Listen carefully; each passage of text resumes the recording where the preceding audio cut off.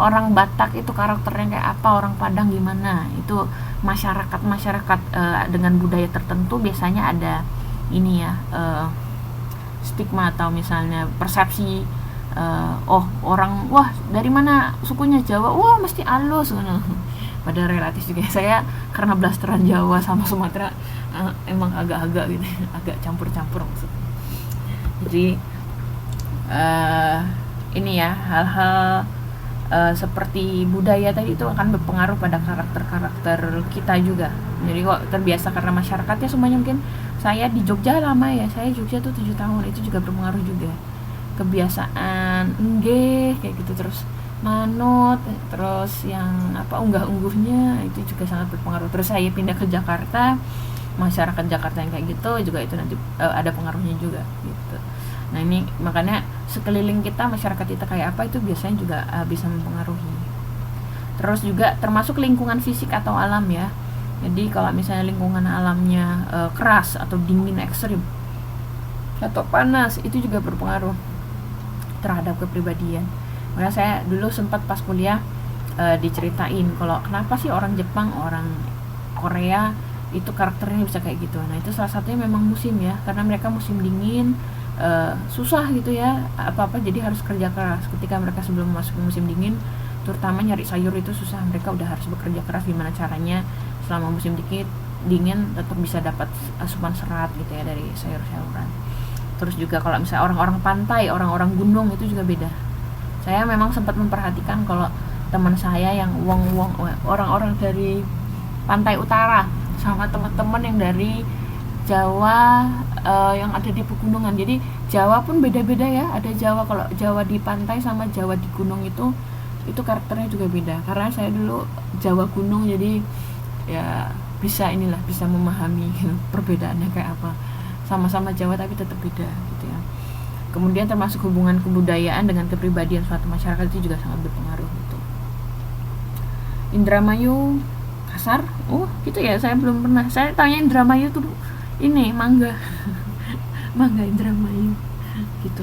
Saya jadi ingat, termasuk misalnya kemarin saya sempat penelitian di Hong Kong. Itu saya lihat kok orang-orang Hong Kong tuh lebih karakternya lebih keras dan lebih tidak ramah dibandingkan Taiwan. Karena saya udah terbiasa di Taiwan, terus saat di Hong Kong saya kaget, wah kok orangnya kayak gini. Terus saya coba diskusi sama teman orang Hong Kong asli, dia bilang oh iya karena pengaruh alamnya juga, terus situasi kerjanya juga, etos kerjanya gimana di sana kan kompetitif sekali ya ininya, dan hidupnya memang lebih susah gitu.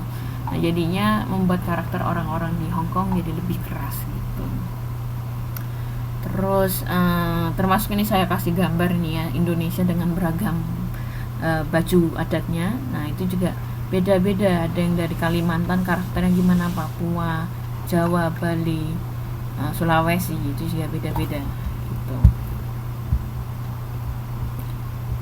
Wah ini terlalu dituntut kerja jadi sinis ya, bisa juga karena mungkin orientasinya target ya, terus uang juga, jadi ada target itu, jadi membuat kita terpacu terus gitu. Jadi makanya sesekali perlu juga rehat, kembali memanusiakan diri gitu ya, gak cuma kerja terus aja sambil berpikir gitu ya, mengembalikan bertemu dengan manusia lah kayak gitu jadinya. Uang Batak galak-galak, wah tergantung mbak, Bataknya Batak mana dulu, kata ibu saya gitu. Soalnya ada Batak Karo gitu, ada Batak Mandailing gitu ya. Batak pun Batak yang di daerah mana itu juga beda-beda. Batak yang daerah utara itu keras memang, kalau Batak daerah selatan itu halus. Batak yang sangat halus sekali ada juga, yang kayak orang Jawa gitu juga ada. Itu kata ibu saya gitu. Tapi memang karena yang Batak yang sering kita lihat terutama di ini ya, kalau di Indonesia di Jakarta gitu ya, di terminal-terminal sopir Kopaja gitu ya, itu biasanya memang orang Batak yang Batak utara yang keras gitu. Minang itu Padang mbak, Minangkabau itu daerah Sumatera Barat. Minang, orang-orang Minang. Jadi kalau orang Minang itu ya makanya ada stereotip masing-masing ya untuk tiap daerah. Terus saya sering dengar juga, wah kalau orang Jawa nggak boleh nikah sama orang Sunda. Wah itu ada stereotip tertentu mengatakan bahwa orang Sunda seperti ini, orang Jawa gini. Padahal ini ya mungkin itu secara umum gitu, tapi kita nggak boleh menggeneralisir gitu. Kalau misalnya tetap harus bijak ya, nggak boleh langsung mengecap bahwa wah kamu pasti gini karakternya, nggak juga gitu. Karena tadi banyak sekali faktor pembentuk kepribadian seseorang, jadi nggak bisa serta merta mengatakan bahwa karena saya orang Solo atau saya dari Jogja, oh pasti kamu halus. Pada kenyataan kan teman-teman tahu sendiri saya nggak halus gitu, karena memang saya blasteran sama Sumatera, jadi dan saya tempat tinggalnya pindah-pindah, jadi itu karakternya jadi beda lah gitu ya. Banyuwangi banyak santet, wah setahu saya yang banyak santet malah ini Banten gitu ya. Itu makanya memang banyak hal-hal gitu ya. Nah itu teman-teman bisa memahami kan, jadinya oh ternyata banyak yang stereotip atau image atau karakter dari sering dengar kan, wah nek wong koyonge wong dari sini tuh mesti gini, orang dari sini gini karakternya bla bla bla gitu. Jadi bisa ini, wah mantan aku baik banget curcol ya mbak ya. Oke lanjut ya, ini tentang hubungan antar kepribadian dengan masyarakat. Nah, dan juga kebudayaan ya. Tadi sudah disebutkan ya, budaya khusus atau dasar faktor kedaerahan tadi. Sistem masyarakat budaya di daerah Minang di Sumatera Barat, terus Tapanuli di Sumatera Utara juga, Batak juga. Nah, itu beda ya. Kalau misalnya Batak itu memang garis ayah, kalau di Minang itu garis ibu. Untuk sistem kekerabatan itu nanti berpengaruh juga. Kemudian budaya khusus masyarakat desa dan kota. Desa kota itu juga nanti akan berpengaruh ya, tadi sudah disebutkan. Terus ada juga kelas sosial gitu. Kelas sosial maksudnya dari sisi ekonomi itu juga berpengaruh, cara berpakaian, etika pergaulan itu juga akan berpengaruh gitu ya. Termasuk misalnya kalau di Taiwan ini saya suka mengamati juga. Walaupun orang Indonesia, kadang ada beberapa orang Indonesia yang masih menerapkan kebiasaannya di Indonesia gitu ya.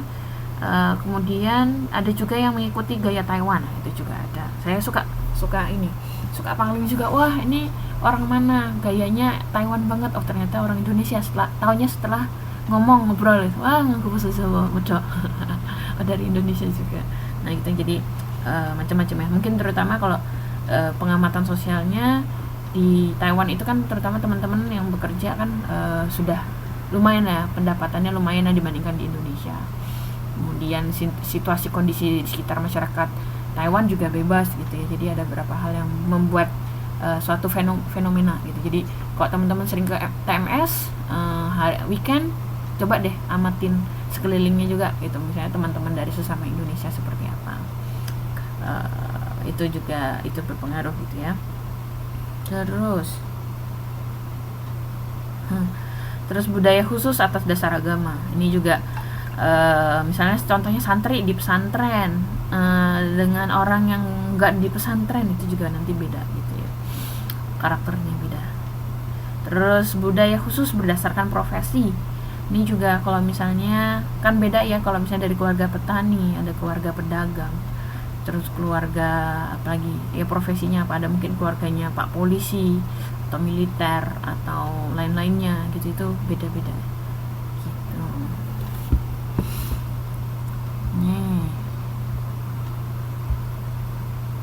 Oke ya, mungkin sejauh ini terkait dengan kepribadian atau proses sosialisasi, ada yang mau ditanyakan? Ada yang kurang jelas? Ada yang mau tanya? Ini ya, sambil tadi ya, mungkin bukan PR sih, tapi saya kalau bisa teman-teman sambil memikirkan tadi, apa pengalaman hidup teman-teman yang membuat kalian seperti sekarang ini, alasannya kenapa gitu. Jadi bisa mau kok misalnya sambil mau bikin diary boleh, silahkan sambil memikirkan, nggak usah yang lain-lain dulu, diri sendiri aja. Ini sambil untuk proses mengenal diri sendiri ya. Jadi kenapa saya bisa begini, oh iya dulu karena pas saya masih kecil atau SMP SMA atau pas kapan masih muda dulu pernah gini, jadi saya karakternya gini. Itu selain dari sisi sosiologi, itu juga dari sisi psikologi ya, itu untuk mengenal diri sendiri supaya kita bisa mengembangkan diri ke depannya gitu. Ini kegagalan apa nih bedanya? Saya baca mimpi yang tertunda apa ini? Suaranya hilang. Apa? Suruh kumpulin apa ya? Mau nanya apa mbak? Mau ditanya? Suara saya hilang ya? Hilang gak suara saya?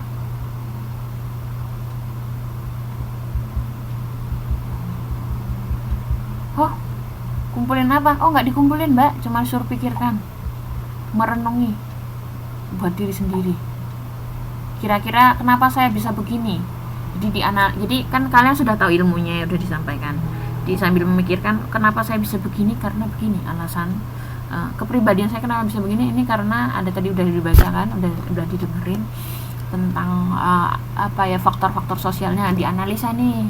Oh saya gini karena zaman dulu pernah gini, bla bla bla bla, pengalaman hidupnya bla bla bla bla gitu. Oh banyak alasannya. Oh mau ditulis boleh, mau jadiin PR. Silahkan terserah. Ini aja sih. Nanti aja deh buat minggu depan ini kan masih ada 2 PR ya. Diselesain dulu nanti. Kalau sudah pertemuan berapa nanti baru saya kasih ini lagi PR gitu ya. Gitu. Kalau misalnya ya ditulis sebagai diary diri sendiri, silahkan. Monggo. Itu untuk ini ya, proses mengenal diri sendiri. Kadang suka ditanya, kamu tuh gimana sih? Oh nggak tahu ya. Waduh, diri sendiri nggak kenal. Kadang ada beberapa teman saya juga gitu.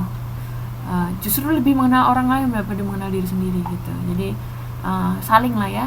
Kita mencoba mengenal orang lain, diri sendiri juga harus dikenal gitu ya. Ini juga kalau misalnya terkait dengan psikologi tadi ya, kalau belajar buku-buku psikologi populer itu juga proses dalam mengenali diri sendiri itu juga gitu, untuk tahu karakter. Nanti kapan-kapan bisa deh saya share, ada kayak semacam bukan tes lah, tapi kayak games gitu ya, games di online di Facebook itu untuk tahu karakter kita itu, kayak saya tipenya karakter apa, itu juga bisa dites dari situ. Nah ketika kita tahu karakter kita apa, itu kalau mau dari sisi sosiologi kita bisa menganalisa, oh kenapa saya bisa begini, oh ini karena gini.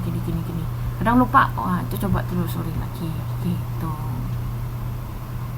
Betul, nggak pernah bercermin jadi nggak kenal sama diri sendiri, ngilon, ngocong nggak gitu ya. Jadi bercerminnya itu dengan merenung gitu. Saya senang merenung. Kebanyakan merenung, hati-hati. Gitu. Ada yang nggak dengar suara saya?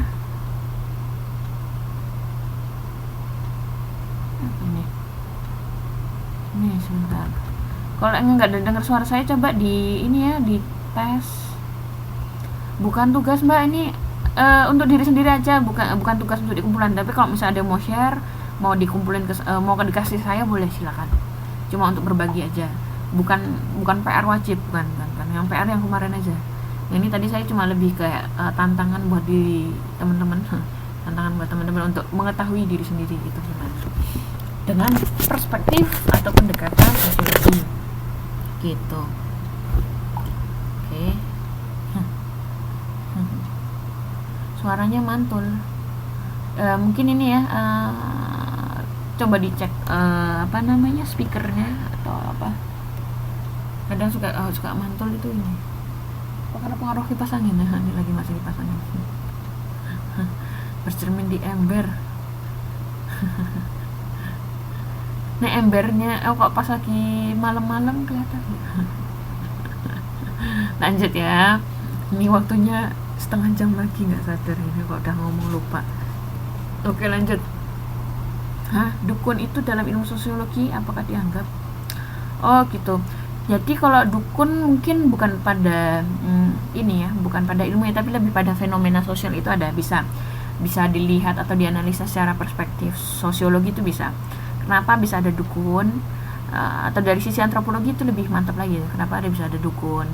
Tapi bukan pada kenapa kok dukun bisa tahu banyak, itu bukan, tapi lebih pada karakter masyarakat ya, karena memang budaya-budaya peralihan ya. Kalau ingat sejarah sejarah Indonesia zaman dulu itu kan